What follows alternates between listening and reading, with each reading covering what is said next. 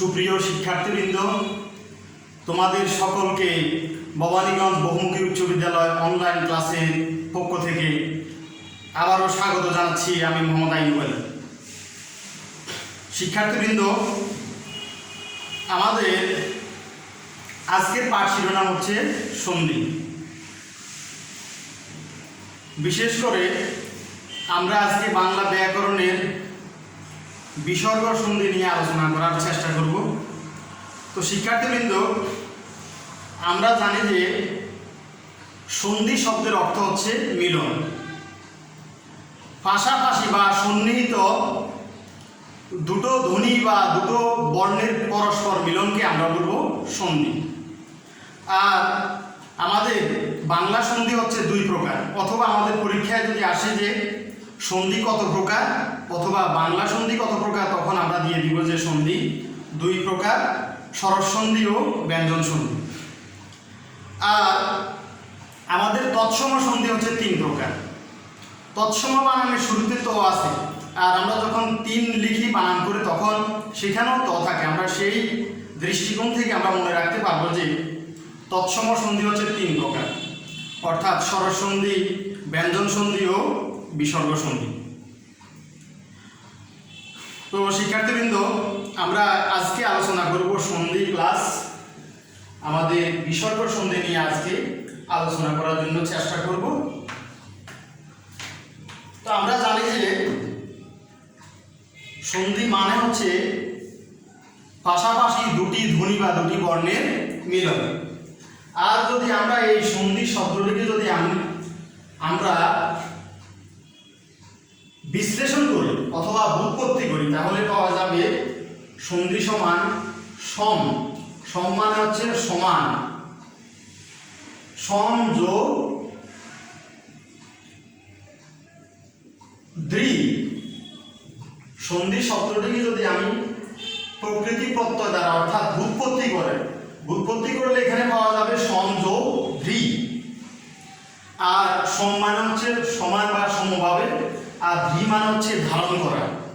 অর্থাৎ যে বিষয়টি সমভাবে কোনো কিছুকে ধারণ করে সেটাকে বলা হয় সন্ধি।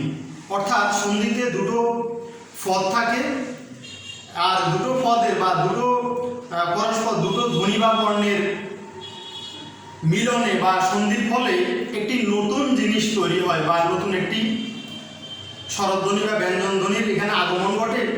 সেই জিনিসটা দুটো পক্ষই অর্থাৎ পরস্পর দুটো ধ্বনি এটাকে ধারণ করে বলে সন্ধিকে বলা হয় সমভাবে বা সমানভাবে ধারণ করে।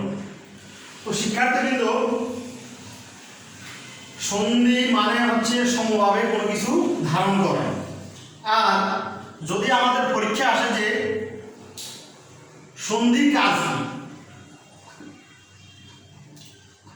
অথবা সন্ধির প্রয়োজনীয়তা, সন্ধির কাজ, সন্ধির প্রয়োজনীয়তা বা সন্ধির বৈশিষ্ট্য কি? সন্ধির কাজ হচ্ছে শব্দের উচ্চারণকে সহজ করা, শব্দের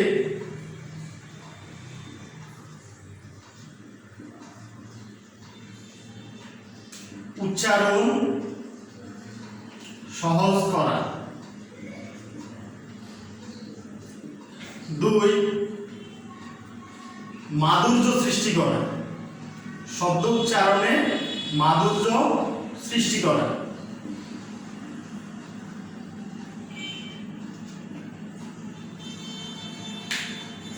সন্ধির কাজ শব্দের উচ্চারণ সহজ করা, মাধুর্য সৃষ্টি করা, আর সন্ধির ফলে নতুন নতুন শব্দও গঠিত হয়। আমরা জানি যে প্রত্যয়ের মাধ্যমে, সমাসের মাধ্যমে, উপসর্গের মাধ্যমে নতুন শব্দ গঠিত হয়। আমাদের এই সন্ধির ফলেও নতুন শব্দ সৃষ্টি হয়। তাহলে শিক্ষার্থী, আমরা জানতে পারলাম সন্ধির কাজ হচ্ছে শব্দের উচ্চারণ সহজ করা, মাধুর্য সৃষ্টি করা, নতুন নতুন শব্দ গঠন করা। শিক্ষার্থীবৃন্দ,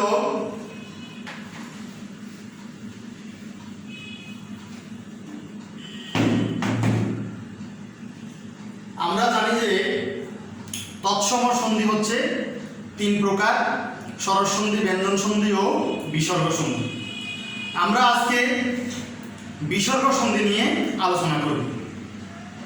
তো শুরুতে জানা যাক যে বিসর্গ সন্ধি কাকে বলে। আমরা জানি যে পূর্ব পদে অর্থাৎ পূর্ব পদের শেষ ধ্বনিতে যদি বিসর্গ থাকে এবং পর পদের প্রথম ধ্বনিতে যদি স্বরধ্বনি অথবা ব্যঞ্জনধ্বনি থাকে, তাহলে এই বিসর্গের সাথে স্বরধ্বনি এবং ব্যঞ্জনধ্বনি, স্বরধ্বনি অথবা ব্যঞ্জনধ্বনির মিলনে যেই সন্ধি গঠিত হয় সেই সন্ধিকে আমরা বলবো বিসর্গ সন্ধি। এখন এই বিসর্গ সন্ধি মনে রাখার জন্য একটা সহজ কৌশল আছে।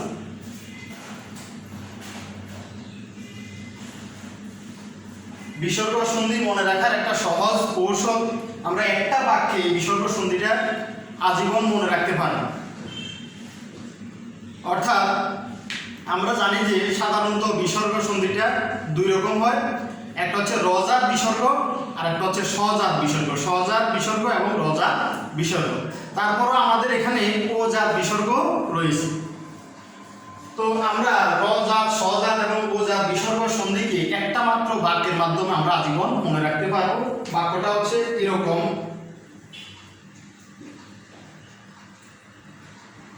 বিসর্গই সরাবে অথবা বিসর্গ বসিয়ে সরাও, বিসর্গ দিয়েই বা বিসর্গ দ্বারাই, বিসর্গ দিয়েই সরাও 300, বিসর্গ দিয়েই সরাও 300। অর্থাৎ আমরা পুরো বাক্য থেকে সবগুলো বর্ণ বা শব্দ নিয়ে আমরা এটাকে মনে রাখবো না, আমরা শুধু এখানে সরাও 300 এটা দিয়ে সমগ্র বিসর্গ সন্ধি আমরা মনে রাখতে পারবো। আমাদের সুবিধাটা আমরা লিখছি যে বিসর্গ দিয়ে বা বিসর্গ বসিয়ে আমরা কি করব, এই 5টা সিম্পটমকে সরাবো। তো এখানে সিম্পটম বা লক্ষণগুলি হচ্ছে যে কোনো সন্ধিজাত শব্দে, বিশেষ করে বিসর্গ সন্ধিজাত শব্দের মধ্যে যদি র অথবা র কলা থাকে এবং এই রকলাটা যুক্ত বর্ণ আকারে থাকে, তাহলে সেই রকলার পরিবর্তে আমরা বিসর্গ বসিয়ে আমাদের এই বিসর্গ সন্ধিকে আমরা বিচ্ছেদ করতে পারব। যেমন আমরা একটা উদাহরণ লিখতে পারি অন্তর্গত। এখন এই অন্তর্গত শব্দটাকে যদি আমরা ভাঙি তাহলে এখানে পাওয়া যাবে অন্ত, আর এখানে র বা রকলার পরিবর্তে আমরা শুধু বিসর্গ বসিয়ে দিব, অন্ত বিসর্গ যোগ গত, অন্তর্গত। এভাবে আমাদের হতে পারে অন্তর্গত, অন্তর্ভুক্ত, আরো অনেক কিছুই হতে পারে। তারপর দেখো ও জাত বিসর্গ, ও অথবা ও কার থাকতে পারে। তো এখানে আমরা যদি একটা শব্দ লিখি যে ততোধিক,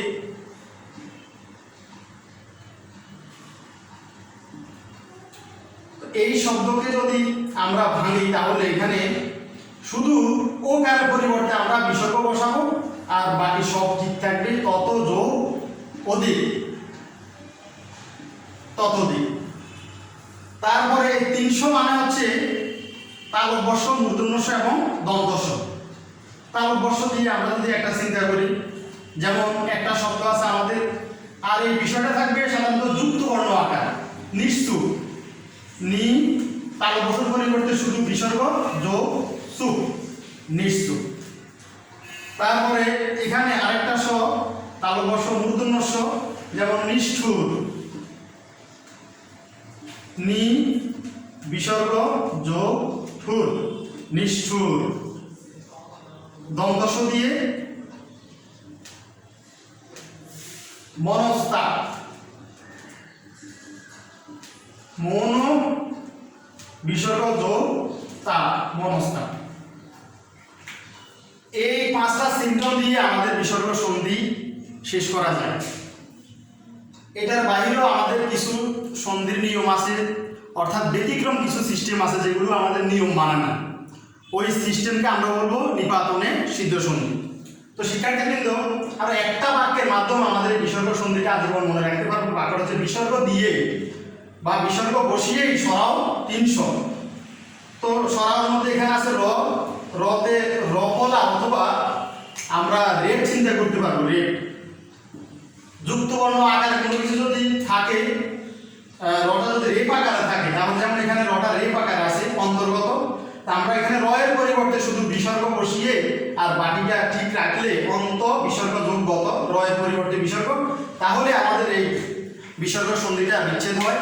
তারপর দেখো র, তারপর আছে ও, ওতে ওকার, যেমন এখানে আছে বিসর্গ জাত, এই সন্ধিটার মধ্যে আছে ওকার, ওকার পরিবর্তে আমরা শুধু বিসর্গ বসিয়ে দিব আর অধিক বসালে পরবর্তী অংশটা বসালে আমাদের এই বিসর্গ সন্ধিটা বিচ্ছেদ হবে। যেমন এখানে ছিল ওকার, এখানে আমরা বসিয়ে দিলাম বিসর্গ ততোধিক, অর্থাৎ এটা হচ্ছে ও বিসর্গ, ও যা বিসর্গ। তারপর 300 মানে তালব্য মূর্ধন্য দন্তস্ব।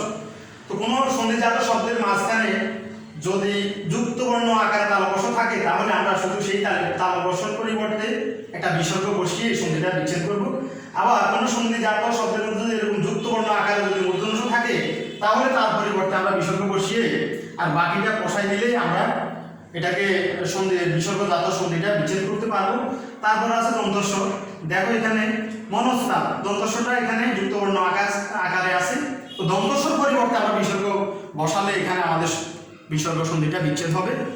এই একটা টেকনিকের মাধ্যমে আমরা আজীবন এই বিসর্গ সন্ধিটা মনে রাখতে পারবো। এটার বাইরেও আমাদের কিছু নিপাতনের সিদ্ধ সন্ধি আছে। নিপাতনের ব্যাপারটা হচ্ছে যে যেই সন্ধি বা আমাদের এই বাংলা ব্যাকরণে কিছু শব্দ বা পদ আছে যেগুলো ব্যাকরণিক যে সাধারণ নিয়ম, এই সাধারণ নিয়ম মেনে হয় না, এই সাধারণ নিয়ম মেনে হয় না বলে এই ব্যাপারগুলিকে আমরা বলবো নিপাতনে সিদ্ধ। তা আমাদের এই বিসর্গ সন্ধির মধ্যেও কিছু নিয়ম আছে যেগুলো নিপাতনে সিদ্ধ, অর্থাৎ সন্ধির সাধারণ নিয়ম মানে না। এই নিপাতনে সিদ্ধ ব্যাপারটাও আমরা একটা ছোট গল্পের মাধ্যমে সমাপ্ত করতে পারব। তো শিক্ষার্থীবৃন্দ লক্ষ্য করো, আমাদের গল্পটা হচ্ছে এরকম। আমরা এটাই খেয়াল রাখবো যে নিপাতনে সিদ্ধ বিসর্গ সন্ধি।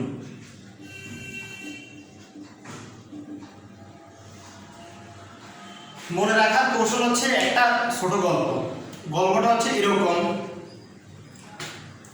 বাচস্পতি বাবুর স্নেহের আস্পদ হরিশ্চন্দ্র। এখানে বাচস্পতি মানে হচ্ছে পণ্ডিত, স্নেহের আস্পদ মানে হচ্ছে পাত্র, আর হরিশ্চন্দ্র একটা নাম। বাচস্পতি বাবুর স্নেহের আস্পদ হরিশ্চন্দ্র, তিনি অহরহ, অরহ মানে সর্বদা, শিরোপীড়ায় ভোগেন, শিরোপীড়া মানে মাথার রোগে ভোগেন। তাই তিনি প্রাতঃকালে ভাস্কর দেখতে পান না বলে, ভাস্কর মানে সূর্য, প্রাতঃকালে মানে সকালবেলায় ভাস্কর দেখতে পান না বলে অহর্নিশ মানে দিবারাত্রি, অহর্নিশ তিনি অন্তঃকরণে মনকষ্টে ভোগেন। অর্থাৎ আমরা একটা ছোট গল্পের মাধ্যমে এই নিপাতনের সিদ্ধ বিসর্গ সন্ধির ব্যাপারটা আমরা আজীবন মুখস্থ বা মনে রাখতে পারব। তো আমরা গল্পটা লিখে দিতে পারি যে গল্পটি হচ্ছে বাচস্পতি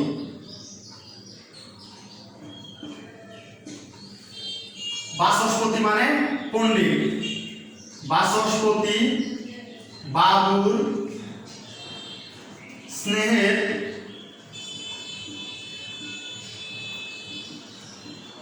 আস্পদ, আস্পদ মানে পাত্র। তাহলে এখানে বাচস্পতি আস্পদ হরিশ্চন্দ্র,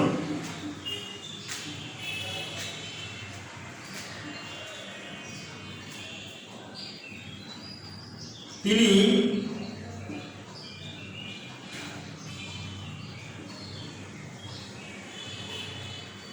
অহরহ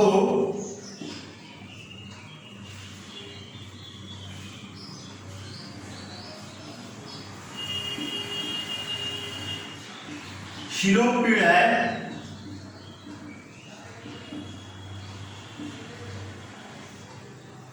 ভোগেন।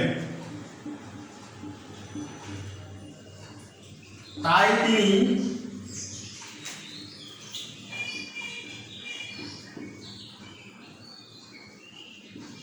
প্রাতঃকালে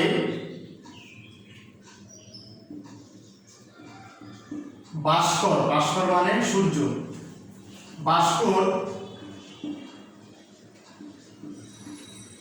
দেখতে পান না বলে অহর্নিশ, অহর্নিশ মানে দিবা রাত্র বা দিন রাত, অহর্নিশ অন্তঃকরণে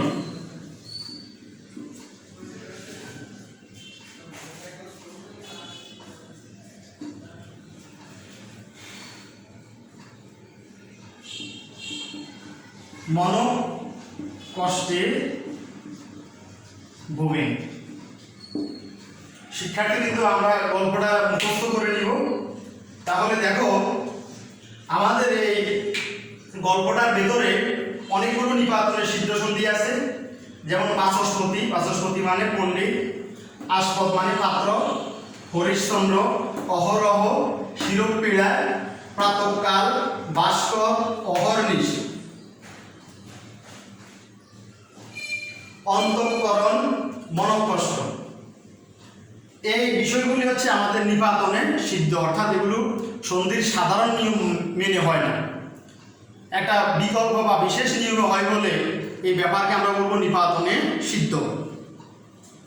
তো শিক্ষার্থীবৃন্দ, এই যে নিপাতনে সিদ্ধ সন্ধি, এই ব্যাপারগুলোকে আমরা সন্ধি বিচ্ছেদ করে দেখাতে পারি। তো তোমাদের যাদের কাছে খাতা কলম আছে তোমরা এটা লিখে নিতে পারো, অথবা তোমরা এটা পরবর্তীতে বারবার এটা তোমাদের তোমাদের ফেজে তোমরা এটা শেয়ার করে নিতে পারবে, এবং এই জিনিসটা তোমরা এখান থেকে আমাদের ওয়েবসাইট থেকে তোমরা বারবার এটা দেখতে পারবে।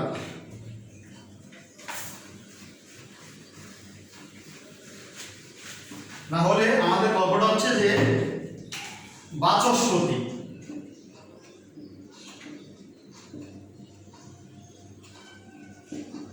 এটাকে যদি আমরা সন্ধি বিচ্ছেদ করি তাহলে পাওয়া যাবে বাস বিসর্গ যোগ পতি, বাচস্পতি বাবুর স্নেহের আস্পদ, আস্পদ মানে পাত্র, আহ যোগ পদ, আস্পদ, হরিশ্চন্দ্র, হরি বিসর্গ যোগ চন্দ্র, হরিশ্চন্দ্র, অহরহ,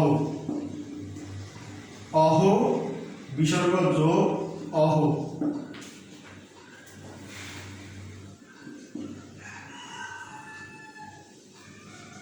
শিরোপীড়া, শিরোপীড়া,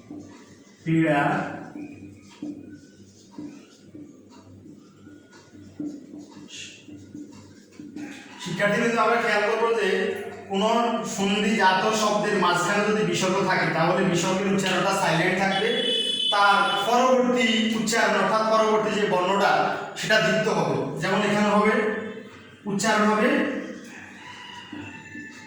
শিরোপীড়া।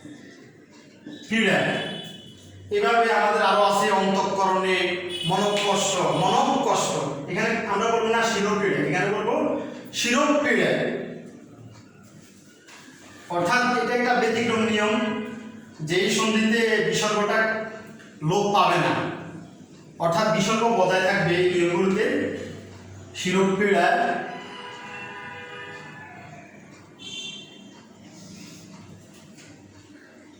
প্রাতঃকাল, প্রাত বিসর্গ কাল, এগুলো মূল সন্ধিতেও বিসর্গ আছে, বিচ্ছেদ করলেও বিসর্গ বজায় থাকবে।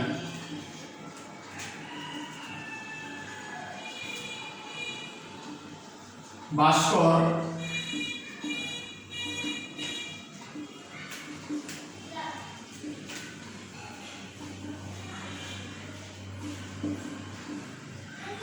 অহর্নিশ, অহ বিসর্গ যোগ, এখানে নিশ হওয়ার কথা কিন্তু এখানে হবে নিশা, এটাই ব্যতিক্রম সিস্টেম। তারপরে অন্তঃকরণ, অন্ত বিসর্গ বজায় থাকবে যোগ করণ। মনক কষ্ট, মন বিসর্গ কষ্ট, মনক কষ্ট, মন বিসর্গ বজায় থাকবে কষ্ট। অর্থাৎ শিক্ষার্থীবৃন্দ, আমাদের এই বাংলা ব্যাকরণে নিপাতনের সিদ্ধ অর্থাৎ বিশেষ নিয়োগের এই সন্ধিগুলো হচ্ছে এরকম: বাচস্পতি, আস্পদ, হরিশ্চন্দ্র, অহরহ, শিরক্রিয়া, প্রাতঃকাল, ভাস্কর, অহর্নিশ, অন্তঃকরণ, মনকষ্ট, এগুলো আমাদের নিপাতনে সিদ্ধ সন্ধি। তো শিক্ষার্থীবৃন্দ, আমাদের আজকের ক্লাস এ পর্যন্ত। আগামী ক্লাসের আমন্ত্রণ জানিয়ে আজকের মতো বিদায় নিচ্ছি। আল্লাহ হাফিজ।